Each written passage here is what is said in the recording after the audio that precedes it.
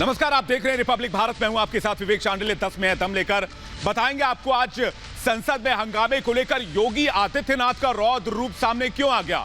आखिर योगी आदित्यनाथ क्यों उबल पड़े। प्रधानमंत्री नरेंद्र मोदी ने विपक्ष पर कैसे हमला किया, विपक्ष की नीतियों को लेकर कांग्रेस को कैसे घेरा, यह भी आपको बताएंगे। मुंबई नगरी का, माया नगरी का काला सच एक बार फिर से सामने आया है। बताएंगे आपको शिल्पा शेट्टी के पति राज कुंद्रा कैसे घिरे, पूरी खबर। लेकिन उससे पहले आपको बता दें कि रिपब्लिक भारत आपसे जुड़े हर एक मुद्दे की आवाज उठाता है, तो आप भी अपनी आवाज उठाइए और रखिए अपने विचार कू ऐप पर। कू ऐप के यूजर्स के लिए, रिपब्लिक भारत के फॉलोअर्स के लिए हमारा आज का सवाल यह है कि क्या विपक्ष जासूसी की खबर को मनगढ़ंत तरीके से आगे बढ़ा रहा है, वो भी सिर्फ अपने सियासी फायदे के लिए। अभी डाउनलोड करें कू ऐप, फॉलो करें रिपब्लिक भारत को और रखें अपने विचार अपनी भाषा में। और सबसे पहले बात सदन की, यानी संसद की। दोनों सदनों यानी कि राज्यसभा और लोकसभा में कार्यवाही आज बार बार फिर से रोकनी पड़ी। दरअसल विपक्ष जासूसी के मुद्दे को लेकर लगातार सरकार को घेरने की कोशिश कर रहा है, लेकिन जासूसी के मुद्दे के साथ साथ देश में महंगाई और दूसरे मुद्दे हैं, कोरोना को लेकर भी सरकार के साथ संसद में, सदन में बहस होनी चाहिए। लेकिन विपक्ष जनता से जुड़े इन मुद्दों को तरजीह नहीं दे रहा है। तो क्या ऐसे में विपक्ष की नीति पर सवाल नहीं उठाने चाहिए? Please go to your seat. No. Please. Monsoon सत्र का पहला दिन। मॉनसून सत्र का दूसरा दिन। ये दो तस्वीरें एक जिम्मेदार विपक्ष की कहानी बयां कर रही हैं। 2 दिन से सदन शुरू होने के बाद यही तस्वीर आम होती है। सदन के 2 दिन बर्बाद हो चुके हैं, लेकिन विपक्ष ने देश के किसी भी जरूरी मुद्दे पर सदन में बहस करना जरूरी नहीं समझा। सदन खुलते ही बस एक ही तस्वीर सामने होती है। लेकिन सवाल यह है कि हंगामा क्यों बरपा है। दरअसल विपक्ष आरोप लगा रहा है कि स्पाईवेयर के जरिए सरकार ने विपक्ष से जुड़े कई नेताओं की जासूसी करवाई। मंत्री जी आके साफ साफ तरीके से बताएं, और केवल एक सवाल, क्या आपकी सरकार ने, क्या आपकी सरकार की कोई एजेंसी ने, क्या कोई प्राइवेट सेक्टर आपकी अनुमति से, आपकी जानकारी से क्या पेगासस का यहां इस्तेमाल हो रहा था या नहीं? इस बात का हां या ना में सरकार को जवाब देना चाहिए। कांग्रेस आरोप लगा रही है तो सरकार ऐसे किसी भी आरोप को पहले ही नकार चुकी है। सरकार का कहना है कि जासूसी के आरोपों का कोई ठोस आधार नहीं है और इससे जुड़ा कोई सच सामने नहीं है। वहीं दूसरी तरफ विपक्ष पर गैर जरूरी मुद्दों को लेकर राजनीति चमकाने को लेकर आज पीएम जमकर बरसे। पीएम मोदी ने कहा कि कांग्रेस खत्म हो रही है, लेकिन उन्हें अपनी नहीं हमारी चिंता है। पीएम मोदी ने कहा कि कोरोना राजनीतिक मुद्दा नहीं है, बल्कि मानवता से जुड़ा विषय है। पीएम मोदी ने इस बैठक में कांग्रेस पर नकारात्मक राजनीति करने का आरोप लगाया है। प्रधानमंत्री जी विपक्ष के जो धारणा है, विपक्ष के जो रूप है, स्टैंड है, उसके बारे में बहुत चिंता व्यक्त की। सरकार और प्रधानमंत्री जी चाहते हैं कि चर्चा समृद्ध हो। बहुत गैर जिम्मेदार, most irresponsible behaviour specially Congress party कर रही है। पीएम के बयान से साफ है कि विपक्ष आरोपों की राजनीति करके सदन की कीमती समय को बर्बाद कर रहा है, जबकि देश में कोरोना से लेकर महंगाई तक कई ऐसे मुद्दे हैं जिस पर सदन में बहस जरूरी है। लेकिन विपक्ष को सिर्फ अपनी खिसकती हुई सियासी जमीन की चिंता है, जिसके लिए न सिर्फ विपक्ष जरूरी मुद्दों को दरकिनार कर रहा है, बल्कि देश के आम लोगों के पैसों को भी बर्बाद कर रहा है, जिससे सदन चलाया जाता है। दरअसल संसद को चलाने में मिनटों में लाखों का खर्च होता है। आंकड़ों की माने तो 1 मिनट की सदन की कार्रवाई में 2.5 लाख का खर्च आता है, यानी करीब 1 घंटे में 1.5 करोड़ तक खर्च हो जाते हैं। जबकि आमतौर पर राज्यसभा की कार्यवाही एक दिन में 5 घंटे और लोकसभा की कार्यवाही 8 से 11 घंटे तक चलती है। और इसी से हिसाब लगाया जाए तो एक हफ्ते के हिसाब से 115 करोड़ रुपए का खर्च दोनों सदनों को चलाने में आता है। विपक्ष ने जो हंगामा मचाया है मॉनसून सत्र में, सत्र से 1 दिन पहले ये खुलासा होता है, और सत्र जिस दिन से शुरू होता है दूसरा दिन है। देखिए लगातार हम देख रहे हैं, राज्यसभा हो चाहे लोकसभा हो, दोनों ही सदन में, दोनों ही हाउसेस में बिल्कुल भी कार्रवाई जो है वो नहीं हो पा रही है। लगातार विपक्ष हंगामा करता नजर आ रहा है, प्रोटेस्ट कर रहा है। साफ है कि सदन की कार्रवाई में पानी पैसे की तरह बहाए जाते हैं, जहां पक्ष और विपक्ष को देश के आम लोगों से जुड़े जरूरी मुद्दे उठाने होते हैं। लेकिन जिस तरह से रोज सदन में काम की जगह हंगामा किया जा रहा है, उससे साफ है कि कांग्रेस समेत उन विपक्षी नेताओं को जो हंगामे में शामिल हो रहे हैं, उन्हें ना तो आम लोगों की फिक्र है, ना ही आम लोगों के पैसों की, और ना ही आम लोगों से जुड़े मुद्दों की। Bureau report, republic Bharat.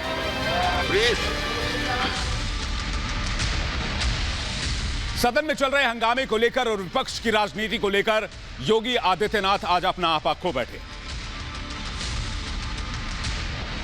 सदन की कार्रवाई आगे चले, कृपया करके अपने स्थानों पर जाए। माननीय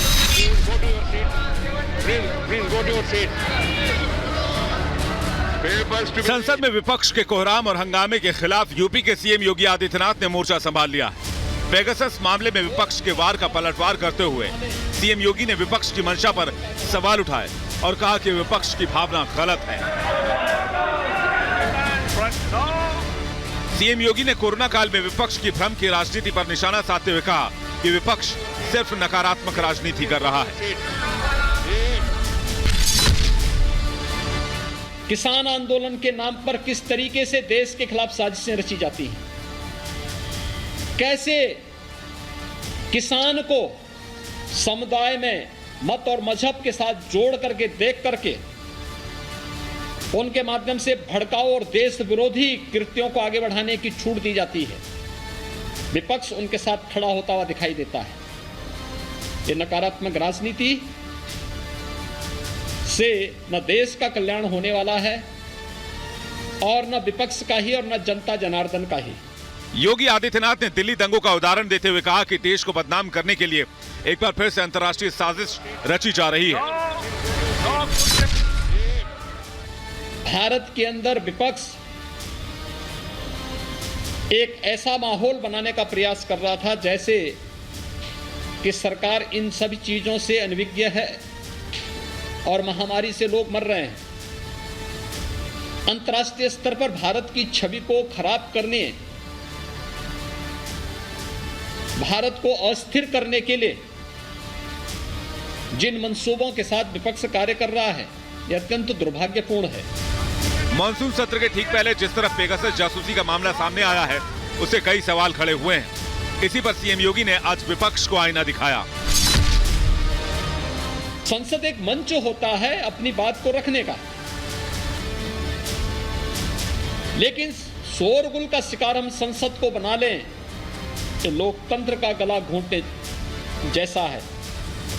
ये लोकतंत्र के साथ खिलवाड़ है और ये लगातार विपक्ष कर रहा है। संसद लोकतंत्र का सर्वोच्च मंच है। सवाल उठाना विपक्ष का अधिकार है, लेकिन हंगामे के कारण देश के लिए अहम मुद्दों को लटकाना क्या ये सही है? Bureau report, republic Bharat. Shilpa Shetty के पति राज कुंद्रा बहुत बड़े विवाद में फंस गए हैं। उनके ऊपर पोर्न फिल्मों को न सिर्फ प्रोड्यूस करने का आरोप है, फंड करने का आरोप है, बल्कि उसके लिए काम करने का भी आरोप है। मुंबई पुलिस ने आज यहां तक कह दिया कि राज कुंद्रा ही मुख्य साजिशकर्ता हैं।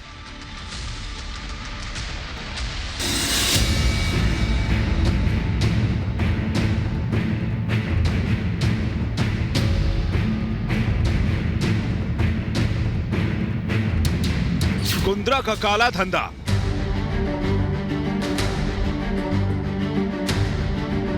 लाइट, कैमरा और गंदा खेल,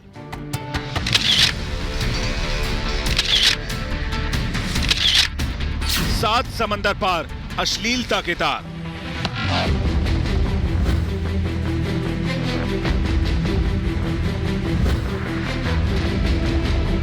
सोमवार की रात माया नगरी मुंबई में शिल्पा शेट्टी के पति और कारोबारी राज कुंद्रा की गिरफ्तारी, ये वो खबर थी जिसने बॉलीवुड की चकाचौंध की पीछे की काली सच्चाई को एक बार फिर से बेनकाब कर दिया। खबर के सामने आते ही माया नगरी में हड़कंप मच गया। अश्लील फिल्म बनाने के मामले में अदालत ने कुंद्रा को 23 जुलाई तक पुलिस हिरासत में भेज दिया है। पॉर्न फिल्म बनाने और उसे ऐप पर पब्लिश करने के मामले में मुंबई पुलिस ने राज कुंद्रा को कई घंटे की पूछताछ के बाद गिरफ्तार किया था, जिसके बाद अदालत ने उन्हें पुलिस रिमांड पर भेज दिया। तो हमने कोर्ट से सर्च वारंट लेके उनके ऑफिसेस कल सर्च किए और इसमें ये सारी चीज़ें हमको मिली, including a few clips were obtained from the computers of their offices. इसीलिए कल रात में राज कुंद्रा और उनके जो आईटी हेड है रायन थॉर्प, उनको कल अरेस्ट किया है। इस मामले में राज कुंद्रा का एक व्हाट्सएप चैट भी सामने आया है। इस व्हाट्सएप ग्रुप का एडमिन खुद राज कुंद्रा ही था। व्हाट्सएप ग्रुप का नाम एच था। राज कुंद्रा ग्रुप में एडमिन थे और उसमें 4 मेंबर थे। इसमें फिल्मों के पेमेंट से संबंधित बातचीत की जाती थी। चैट से खुलासा हुआ है कि कुंद्रा ने 8 से 10 करोड़ रुपए का निवेश किया। कुंद्रा ने पॉर्न बिजनेस से अच्छी खासी कमाई की। चैट में कुंद्रा और सहयोगी कमाई को लेकर चर्चा कर रहे हैं। लाइट, कैमरा और गंदा खेल की सच्चाई सामने आने के बाद कुंद्रा अब सलाखों के पीछे हैं और मुंबई पुलिस मामले की जांच कर रही है। राज कुंद्रा जी की जो आप बात करें, राज कुंद्रा अगर ये स्कैम में हैं, एक्चुअली इन्वॉल्व है, तो मुझे लगता है फिर वो राज कुंद्रा हो या शिल्पा शेट्टी की फैमिली में वो हस्बैंड शिल्पा शेट्टी का हो, उस पे उतनी ही कड़क कार्रवाई होनी चाहिए। हमारे महाराष्ट्र का नाम बदनाम ना हो, उसके ऊपर हमारा ध्यान जरूर होना चाहिए। विवादों से कुंद्रा का पुराना नाता रहा है। आईपीएल में फिक्सिंग से लेकर अंडरवर्ल्ड डील तक में राज कुंद्रा का नाम सामने आ चुका है। लेकिन ये पहली बार है जब राज कुंद्रा के गिरेबान तक कानून के हाथ पहुंचे हैं। अब इस मामले में पुलिस राज और उसके साथियों से पूछताछ करेगी।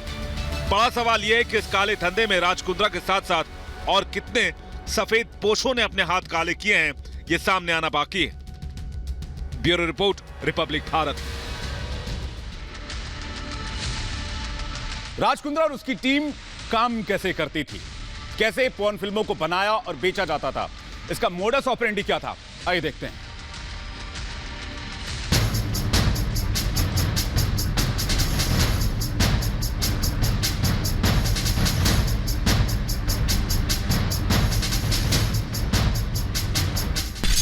सामने आया कुंद्रा का काला कारोबार।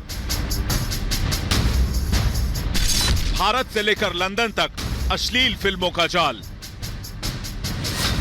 अश्लील फिल्में फिल्माने के मामले में शिल्पा शेट्टी के पति राज कुंद्रा पुलिस हवालात में है और मामले की जांच तेज कर दी गई है। लेकिन मायानगरी के बड़े नामों में शुमार राज कुंद्रा आखिर कैसे इस पूरे नेक्सस को ऑपरेट करते थे, इसकी भी शुरुआती जानकारी सामने आ रही है। शुरुआती जांच में जो बातें सामने आ रही है वो चौंकाने वाली है। जांच के दौरान क्राइम ब्रांच को पता चला है कि इस पोर्नोग्राफी रैकेट में यूके की एक फर्म केर्निन प्रोडक्शन हाउस भी शामिल है। इस फर्म का हेड ऑफिस लंदन में है। सूत्रों के माने तो राज कुंद्रा यूके के केर्निन प्रोडक्शन हाउस के साथ मिलकर काम कर रहा था और इस कंपनी का सालाना टर्नओवर करोड़ों में बताया जाता है। खबरों के माने तो यह प्रोडक्शन हाउस अश्लील वीडियो को बनाने और बेचने का काम करता था। पुलिस और जांच एजेंसियों को इस मामले की भनक न लगे, इसके लिए पॉर्न फिल्म की शूटिंग के बाद वीडियोस को ऑनलाइन एप्लीकेशन के जरिए यूके के केर्निन प्रोडक्शन हाउस ट्रांसफर किया जाता था। एडिटिंग के बाद पॉर्न फिल्मों को हॉट शॉट्स नाम की एक मोबाइल एप्लीकेशन पर अपलोड किया जाता था। राज कुंद्रा, इनकी जो वियान कंपनी है मुंबई स्थित, इनका टाई अप हुआ है केंद्रीन नाम की एक कंपनी है जो कि लंदन स्थित है, यूके स्थित है। ये केंद्रीन कंपनी के ओनर जो है ये राज कुंद्रा इनके ब्रदर इन लॉ ही है। ये कंटेंट राज कुंद्रा और केंद्रीन की कंपनी खरीदती थी और उसको पब्लिश करती थी हॉट शॉट्स नाम के ऐप के जरिए। जांच के दौरान मुंबई क्राइम ब्रांच को यह भी पता चला है कि केर्निन प्रोडक्शन हाउस देश भर में अलग अलग एजेंटों के जरिए पोर्नोग्राफी और पोर्नोग्राफी के लिए फंडिंग का बिजनेस कर रहा था। तो देखा आपने किस तरह से ये पूरा गैंग ऑपरेट करता था। लेकिन उधर अफगानिस्तान में तालिबान ने हद कर दी, राष्ट्रपति पर ही हमला कर दिया। समिअल्लाहु लिमन हमिदा,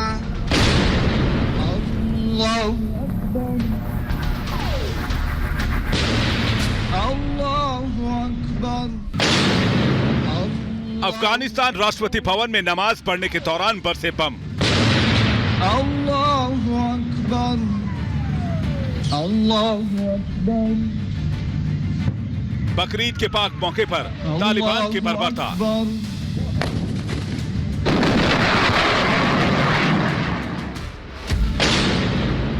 अफगानिस्तान के राष्ट्रपति अब्दुल गनी के महल पर बकरीद की नमाज अदा की जा रही थी, लेकिन तभी आसमान से एक के बाद एक सिलसिलेवार बम बरसने लगे।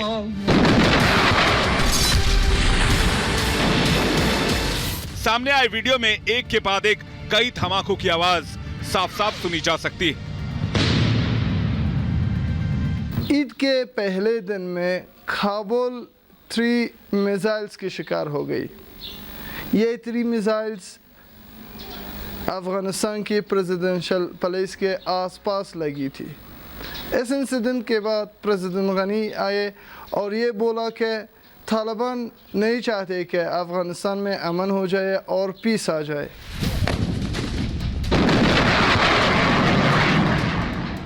हमले के बाद भी लोग नमाज पढ़ते रहे, न डरे न भागे।